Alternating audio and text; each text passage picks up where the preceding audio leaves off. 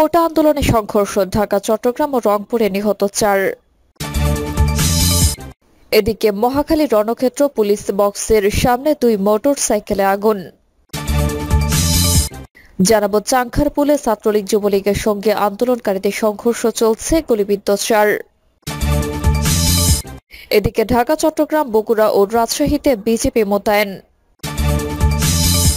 এবং সর্বশেষ জানাবো কোটা বিরোধী আন্দোলনকারীদের উদ্দেশ্যে হুঁশিয়ারি বার্তা আওয়ামী লীগের 2 মন্ত্রীর। এতক্ষণ শুনলেন সংবাদ শিরোনাম, এবারে বিস্তারিত। কোটা আন্দোলনে সংঘর্ষ, ঢাকা, চট্টগ্রাম ও রংপুরে নিহত 4। সরকারি চাকরিতে কোটা সংস্কারের দাবিতে চলমান আন্দোলনে আজ মঙ্গলবার দেশের বিভিন্ন স্থানে আন্দোলনকারীদের সঙ্গে পুলিশ ও ছাত্রলীগ নেতাকর্মীদের সংঘর্ষ হয়েছে। কোথাও কোথাও এখনো সংঘর্ষ চলছে। এসব সংঘর্ষে এখন পর্যন্ত 4 জন নিহত হওয়ার খবর পাওয়া গেছে। এর মধ্যে চট্টগ্রামে 2 জন, ঢাকা ও রংপুরে 1 জন করে নিহত হয়েছে। নিহতদের মধ্যে 2 জন শিক্ষার্থী, 1 জন পথচারী এবং বাকি 1 জনের পরিচয় এখনো জানা যায়নি। চট্টগ্রাম মঙ্গলবার বিকেল 3টা থেকে নগরের মুরাদপুর 2 নম্বর গেট এবং 16 শহর আশপাশের এলাকায় কোটা আন্দোলনকারীদের সঙ্গে ছাত্রলীগ ও যুবলীগের মধ্যে সংঘর্ষ শুরু হয়। এর আগে দুপুর থেকে বিভিন্ন মোড়ে অবস্থান নেন ছাত্রলীগ যুবলীগের নেতাকর্মীরা। 2 নম্বর গেট এলাকায় একটি বাস ভাঙচুর করে তারা। দফায় দফায় চলা সংঘর্ষে 2 জন নিহত হন। নিহতরা হলেন ওয়াসিম ও ফারুক। এর মধ্যে ওয়াসিম চট্টগ্রাম কলেজের শিক্ষার্থী, তিনি কক্সবাজারের পিকুয়া এলাকার বাসিন্দা। পথচারীর ফারুকের বিস্তারিত পরিচয় জানা যায়নি। এ তথ্য নিশ্চিত করেছেন জমাইক হাসপাতালের পরিচালক ব্রিগেডিয়ার জেনারেল মোহাম্মদ তসলিম উদ্দিন। সর্বশেষ পাওয়া তথ্য মতে শোল শহরের শিক্ষা বোর্ড এলাকায় কোটা আন্দোলনকারী ও ছাত্রলীগের মধ্যে ধাওয়া পাল্টা ধাওয়া চলছে। মুরাদপুর অংশে অবস্থান নিয়েছে কোটা আন্দোলনকারীরা। 2 নম্বর ও শোল শহর এলাকায় অবস্থান নিয়েছে ছাত্রলীগের নেতাকর্মীরা। এতে সড়কে যান চলাচল বন্ধ হয়ে যায়। ছাত্রলীগের নেতাকর্মীদের হাতে রামদা সহ দেশীয় অস্ত্র দেখা গেছে। কোটা আন্দোলনকারীরাও লাঠি সোঁটা নিয়ে অবস্থান নিয়েছেন। ঢাকার রাজধানীর ঢাকা কলেজের বিপরীত পাশে কোটা আন্দোলনকারীদের সঙ্গে ছাত্রলীগের সংঘর্ষে অজ্ঞাতনামা এক যুবক 25 নিহত হয়েছেন। মঙ্গলবার বিকেলে গুরুতর আহত অবস্থায় ওই যুবককে ঢাকা মেডিকেল কলেজ হাসপাতালের জরুরি বিভাগে নিয়ে আসেন এক পথচারী। পরীক্ষা নিরীক্ষা করে চিকিৎসক তাকে মৃত ঘোষণা করেন। চিকিৎসকের বরাত দিয়ে বিষয়টি নিশ্চিত করেছেন ঢামেক হাসপাতালের পুলিশ ক্যাম্পের ইনচার্জ পরিদর্শক বাচ্চু মিয়া। তিনি বলেন, গুরুতর আহত অবস্থায় এক যুবককে ঢাকা মেডিকেলে নিয়ে এলে কর্তব্যরত চিকিৎসক মৃত ঘোষণা করেন। তার কানের নিচে ও মুখের বিভিন্ন জায়গায় ধারালো অস্ত্রের আঘাতের চিহ্ন রয়েছে। প্রাথমিকভাবে হাসপাতালে নিয়ে আসা ওই পথচারী তার নাম পরিচয় বলতে পারেননি। অজ্ঞাত ওই যুবককে হাসপাতালে নিয়ে আসা পথচারী আকাশ মাহমুদ বলেন, আমরা তাকে ঢাকা কলেজের বিপরীত পাশে পেট্রোল পাম্পের সামনে পড়ে থাকতে দেখি, এরপর হাসপাতালে নিয়ে আসে। রংপুর মঙ্গলবার দুপুর 2:30টার দিকে রংপুরে পুলিশের সঙ্গে সংঘর্ষে বেগম রোকেয়া বিশ্ববিদ্যালয় রেরবি কোটা সংস্কারের আন্দোলনের অন্যতম সমন্বয়ক ও ইংরেজি বিভাগের 12তম ব্যাচের শিক্ষার্থী আবু সাইদ নিহত হন। আবু সাইদ রংপুরের বীরগঞ্জ উপজেলার বাবনপুরের বাসিন্দা মকবুল হোসেনের ছেলে।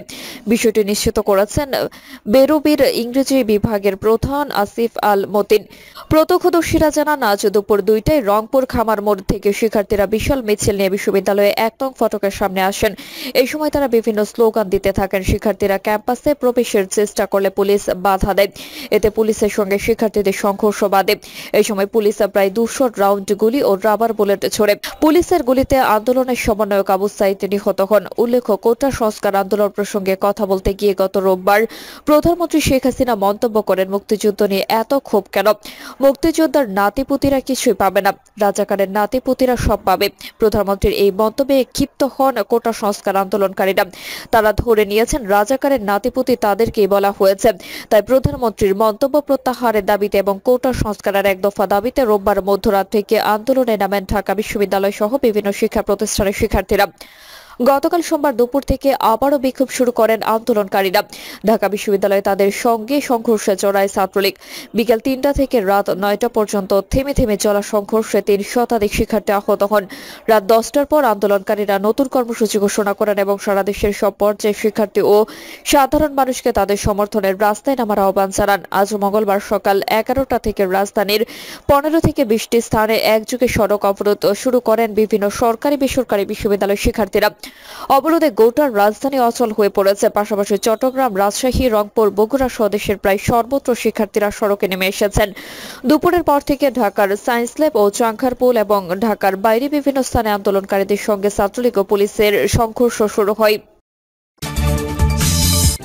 মহাখালী রণক্ষেত্র পুলিশ বক্সের সামনে 2 মোটরসাইকেলে আগুন। কোটা সংস্কারের দাবিতে আন্দোলনরত শিক্ষার্থীদের সঙ্গে ছাত্রলীগ, স্থানীয় আওয়ামী লীগের অঙ্গ সংগঠনের নেতাকর্মী ও পুলিশের সংঘর্ষ হয়েছে। এতে রণক্ষেত্রে পরিণত হয়েছে মহাখালী এলাকা। এছাড়া মহাখালী পুলিশ বক্সের সামনে 2টি মোটরসাইকেলে আগুন দিয়েছে দুর্বৃত্তরা। ট্রাফিক গুলশান বিভাগের অতিরিক্ত police commissioner ASM Hafizur Rahman বলেন, ট্রাফিক পুলিশ বক্সের সামনে 2টি মোটরসাইকেলে আগুন লেগেছে। মোটরসাইকেল দুটি পুলিশের কি না এখনো নিশ্চিত হওয়া যায়নি। এর আগে বিকেল 5টার দিকে সংঘর্ষ শুরু হয়। প্রথমে ছাত্রলীগ ও স্থানীয় আওয়ামী লীগের অঙ্গ সংগঠনের নেতাকর্মীদের সঙ্গে কথা কাটাকাটি হয় আন্দোলনরত শিক্ষার্থীদের। পরে পুলিশ এসে টিয়ার গ্যাস ছুড়ে এরপর দফায় দফায় সংঘর্ষ হয়। চাংখারপুলে ছাত্রলীগ, যুবলীগের সঙ্গে আন্দোলনকারীদের সংঘর্ষ চলছে, গুলিবিদ্ধ 4। পুরান ঢাকার চাংখারপুল এলাকায় স্থানীয় ছাত্রলীগ ও যুবলীগের নেতাকর্মীদের সঙ্গে আন্দোলনকারী শিক্ষার্থীদের সংঘর্ষ চলছে। এতে বেশ কয়েকজন আহত হয়েছেন, তাদের মধ্যে অন্তত 4 জন গুলিবিদ্ধ হয়েছেন। আহতদের ঢাকা মেডিকেল কলেজ হাসপাতালে নেওয়া হয়েছে। পূর্ব ঘোষণা অনুযায়ী আজ মঙ্গলবার কেন্দ্রীয় শহীদ মিনারে কোটা সংস্কার আন্দোলনকারী শিক্ষার্থীদের সমাবেশ রয়েছে। এই জন্য বিভিন্ন শিক্ষা প্রতিষ্ঠানের শিক্ষার্থীরা বেলা 3:30টার দিকে শহীদ মিনারের কাছে শেখ হাসিনা জাতীয় বার্ন ও প্লাস্টিক সার্জারি ইনস্টিটিউটের সামনে সড়কে সমবেত হন। এর আগে থেকে ঢাকা দক্ষিণ সিটি কর্পোরেশনের 27 নম্বর ওয়ার্ড কাউন্সিলর ওমর বিন আব্দাল আজিজ এর নেতৃত্বে আওয়ামী লীগ, যুবলীগ ও ছাত্রলীগের কর্মীরা চাংখারপুল মোড়ে অবস্থান নেন। বিকেল 4টার দিকে শহীদ মিনারের সামনে সড়ক দিয়ে গুলিস্তানের দিকে একটি যাত্রীবাহী মিনি বাস যাওয়ার সময় আন্দোলনকারী শিক্ষার্থীরা বাসটি থামান। তারা বাসের ভেতর যাত্রীদের জিজ্ঞাসাবাদ করেন। যাত্রীদের কয়েকজনকে ছাত্রলীগের কর্মী বলে তাদের সন্দেহ হয়। এতে আন্দোলনকারী ছাত্ররা ক্ষুব্ধ হয়ে বাসটি ভাঙচুর করেন এবং ওই সন্দেহভাজনদের বাস থেকে নামিয়ে ঢাকা বিশ্ববিদ্যালয়ের ডক্টর মোহাম্মদ শহীদুল্লাহ হলের ভিতরে নিয়ে যান। এই ঘটনার পর কাউন্সিলর ওমর বিন আব্দাল আজিজ নেতৃত্ব আওয়ামী লীগ, যুবলীগ, ছাত্রলীগের দলটি ছাত্রের উপর হামলা করে। এরপর বিকেল 4:15টার দিকে উভয় পক্ষের মধ্যে মারধর ও পাল্টাপাল্টি ধাওয়া শুরু হয়। আন্দোলনকারী শিক্ষার্থীরা শহীদুল্লাহ হলের সামনে এবং ছাত্রলীগ ও যুবলীগের নেতাকর্মীরা চাংখারপুলের সড়কের ওপার অবস্থান নিয়ে ইট পাটকেল নিক্ষেপ করেছেন। বিকেল 5টার পর ছাত্রলীগ, যুবলীগের নেতাকর্মীদের অবস্থান থেকে কয়েকটি হাত বোমা নিক্ষেপ করা হয়। ঢাকা, চট্টগ্রাম, বগুড়া ও রাজশাহীতে বিজিবি মোতায়েন। চলমান কোটা সংস্কার আন্দোলনকে কেন্দ্র করে আইন শৃঙ্খলা পরিস্থিতি নিয়ন্ত্রণে ঢাকা, চট্টগ্রাম, বগুড়া ও রাজশাহীতে বিজিবি মোতায়েন করা হয়েছে। তিনি জানান, চলমান কোটা সংস্কারের আন্দোলনকে কেন্দ্র করে আইন শৃঙ্খলা পরিস্থিতি নিয়ন্ত্রণে ঢাকা, চট্টগ্রাম, বগুড়া ও রাজশাহীতে বিজিবি মোতায়েন করা হয়েছে। উল্লেখ্য, কোটা সংস্কার আন্দোলন প্রসঙ্গে কথা বলতে গিয়ে গত রোববার প্রধানমন্ত্রী শেখ হাসিনা মন্তব্য করেন, মুক্তিযুদ্ধ নিয়ে এত ক্ষোভ কেন? মুক্তিযোদ্ধার নাতিপুতিরা কিছুই পাবে না, রাজাকারের নাতিপুতিরা সব পাবে। প্রধানমন্ত্রীর এই মন্তব্যে ক্ষিপ্ত হন কোটা সংস্কার আন্দোলনকারীরা। তারা ধরে নিয়েছেন রাজাকারের নাতিপুতি তাদের কি বলা হয়েছে। তাই প্রধানমন্ত্রীর মন্তব্য প্রত্যাহারের দাবিতে এবং কোটা সংস্কারের এক দফা দাবিতে রোববার মধ্যরাত থেকে আন্দোলনে নামেন ঢাকা বিশ্ববিদ্যালয় সহ বিভিন্ন শিক্ষা প্রতিষ্ঠানের শিক্ষার্থীরা। গতকাল সোমবার দুপুর থেকে আবারও বিক্ষোভ শুরু করেন আন্দোলনকারীরা। ঢাকা বিশ্ববিদ্যালয়ে তাদের সঙ্গে সংঘর্ষে জড়ায় ছাত্রলীগ। বিকেল 3টা থেকে রাত 9টা পর্যন্ত থেমে থেমে চলা সংঘর্ষে 3 শতাধিক শিক্ষার্থী আহত হন। রাত 10টার পর আন্দোলনকারীরা নতুন কর্মসূচি ঘোষণা করেন এবং সারা দেশের সব পর্যায়ের শিক্ষার্থী ও সাধারণ মানুষকে তাদের সমর্থনে রাস্তায় নামার আহ্বান জানান। আজ মঙ্গলবার বেলা 11টা থেকে রাজধানীর 15 থেকে 20টি স্থানে একযোগে সড়ক অবরোধ শুরু করেন বিভিন্ন সরকারি বেসরকারি বিশ্ববিদ্যালয়ের শিক্ষার্থীরা।